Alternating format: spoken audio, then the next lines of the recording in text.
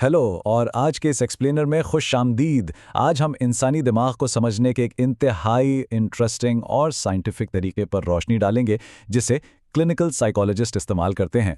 आम जिंदगी में हम लोगों से मिलकर जो छोटे मोटे अंदाजे लगाते हैं, ये प्रोसेस उन रोज़मर्रा के अंदाज़ों और तुक्कों से कहीं ज़्यादा आगे की चीज़ है। आज हम बाकायदा उस पुरमगज़ अमल को डिकोड करेंगे जो इंसानी रवैयों को परखने के लिए एक बुनियादी हैसियत रखता है। ओके, तो इस कॉन्सेप्ट की गहराई में चलते हैं। साइकोलॉजिकल असेसमेंट, जिसे उर्दू में नफ्सियाती तशखीस कहा जाता है, ये कोई आम सब्जेक्टिव अंदाज़ा नहीं है, बल्कि ये मालूमात जमा करने का एक इंतहाई सिस्टमैटिक और मुनज़्ज़म अमल है, जहां एक फ़र्द और उसके माहौल का बारीकी से जायज़ा लिया जाता है। मकसद क्या है? ताकि उस शख्स के बेहतरीन मफाद में दुरुस्त फैसले किए जा सकें। ये पूरा अमल गहरी नफ्सियाती थ्योरी और साइंटिफिक रिसर्च पर बेस करता है। इस सारे प्रोसेस को आसानी से समझने के लिए हमने इस तज्जिए को 6 अहम हिस्सों में बांट दिया है। पहला, द कॉन्सेप्ट यानी तसव्वुर। दूसरा, द रेफरल यानी हवाला।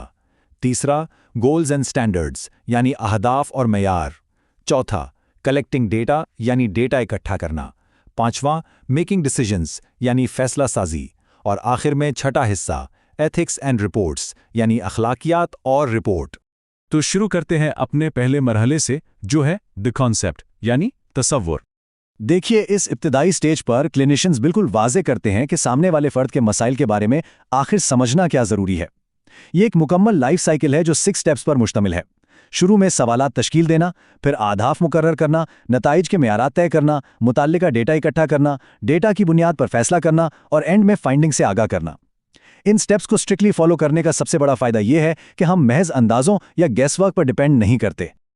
अब आते हैं दूसरे स्टेप पर, द रेफरल, जिसे उर्दू में हवाला कहा जाता है। कोई भी असेसमेंट बिला वजह हवा में तो शुरू नहीं होती ना। ये हमेशा किसी मखसूस सवाल या मदद की दरख्वास्त से आगाज लेती है। जरा इन कोट्स पर गौर करें। जॉनी बात क्यों नहीं मानता, या एलिस दूसरे बच्चों की तरह पढ़ क्यों नहीं सकती।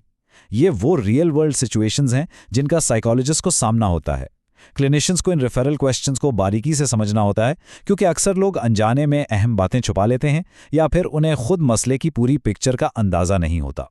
इन्हीं मसाइल की तह तक जाने के लिए इंसानी फंक्शनिंग के मुख्तलिफ लेवल्स को चेक किया जाता है। सिर्फ एक एंगल से काम नहीं चलता। इसमें बायोलॉजिकल यानी जिस्मानी रद्द-ए-अमल जैसे हार्ट रेट को देखा जाता है, कॉग्निटिव यानी जहनी सलाहियतें और बिलीव्स शामिल हैं, इमोशनल यानी जज्बाती हालात और मूड देखा जाता है, और बिहेवियरल यानी प्रैक्टिकल टास्क में कारकर्दगी का मुशाहिदा होता है। इंसानी रवैया इतना कॉम्प्लेक्स है कि इन तमाम पहलुओं को मिलाकर ही हम मुकम्मल पिक्चर देख सकते हैं। ये ले जाता है हमें तीसरे हिस्से की तरफ, गोल्स एंड स्टैंडर्ड्स यानी अहदाफ और मेयारात। इस मरहले में डिसाइड करना होता है कि इस असेसमेंट से हासिल क्या करना मकसूद है। सिर्फ बीमारी का नाम जान लेना काफ़ी नहीं, इसमें DSM क्राइटेरिया से डायग्नोसिस करना, प्रॉब्लम की शिद्दत यानी सिवियरिटी को जज करना, फ्यूचर के रिस्क्स को पहचानना और इलाज के असरात का तज्जिया करना शामिल है। बिल्कुल वैसे ही जैसे ब्रेस्ट कैंसर की मुख्तलिफ स्टेजेस होती हैं, नफ्सियाती मसाइल में भी मर्ज़ की शिद्दत और वेरिएशन को समझना तशखीस जितना ही बल्कि उससे भी कहीं ज़्यादा एब्सोल्यूटली क्रूशल है। और इन नताइज को नापने के 2 बिल्कुल शानदार तरीके हैं। एक है नॉर्मेटिव स्टैंडर्ड्स, जहां किसी फर्द का मुकाबला आम लोगों के एक बड़े सैंपल से किया जाता है, और दूसरे हैं सेल्फ रेफरेंस स्टैंडर्ड्स, जहां किसी और से मुकाबला नहीं होता बल्कि फर्द को खुद उसके अपने माजी के रवैयों या पुराने बेसलाइन से कंपेयर किया जाता है। ये तरीका इंसानी रवैये के जनरल असूलों के साथ साथ फर्द की अपनी मुनफरिद हिस्ट्री का भी पूरा एहतराम करता है।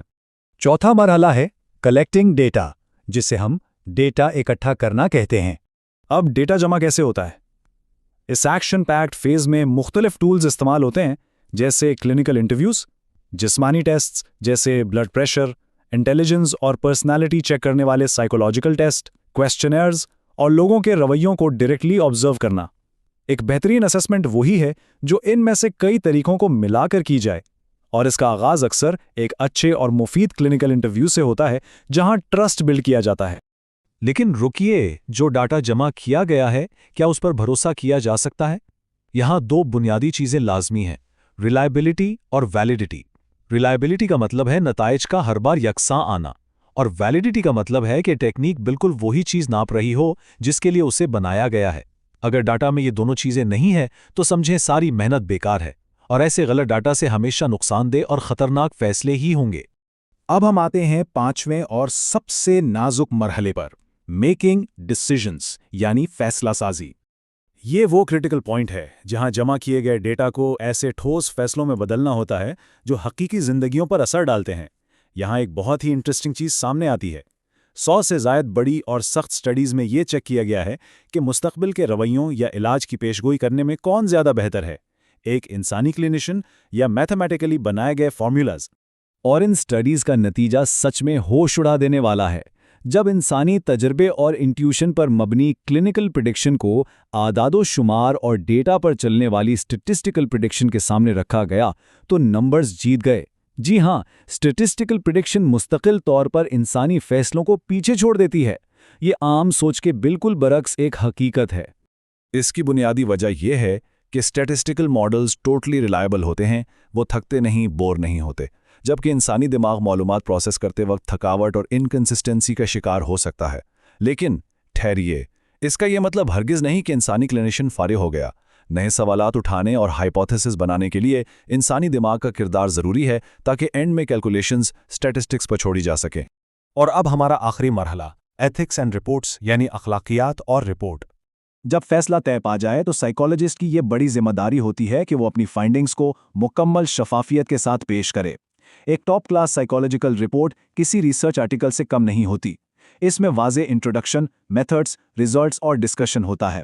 مقصد یہ ہوتا ہے کہ کسی لمبی چوڑی اور مشکل ٹرمینالوجی کے بغیر سیدھے اور آسان الفاظ میں حقائق بیان کیے جائیں۔ یہاں اہم ترین بات یہ ہے کہ اسیسمنٹ کے یہ اخلاقی اصول، جیسے کلائنٹس کو نقصان سے بچانا، ان کی نہایت پرسنل ڈیٹیلز کا راز رکھنا، ان کی پرائیویسی اور انفارمڈ کنسنٹ کی حفاظت کرنا، اور صرف ویلڈ پروسیجرز استعمال کرنا، یہ بس کتابی باتیں نہیں ہیں۔ یہ بالکل اٹل حدود ہیں جن کا مقصد ہی انسانوں کی سب سے زیادہ حساس معلومات کو پوری وفاداری اور ذمہ داری سے پروٹیکٹ کرنا ہے۔ تو اس پورے ایکسپلینر کے آخر میں ذہن میں ایک گہرا سوال ابھرتا ہے۔ اگر نمبرز اور سٹیٹسٹکس کنسسٹنٹلی انسانی فیصلوں سے زیادہ بہتر پیشگوئی کرتے ہیں تو اس ہیلنگ اور علاج کے آنے والے مستقبل میں ایک انسانی کلینیشین کا اصل کردار کیا رہ جائے گا؟ یہ ایک ایسی پرووکیشن ہے، ایک ایسی کشمکش ہے جو ہمیں اور آپ کو سائنٹیفک ڈیٹا اور انسانی ہمدردی کے اس بدلتے ہوئے تعلق پر اور زیادہ سوچنے پر مجبور کر دیتی ہے۔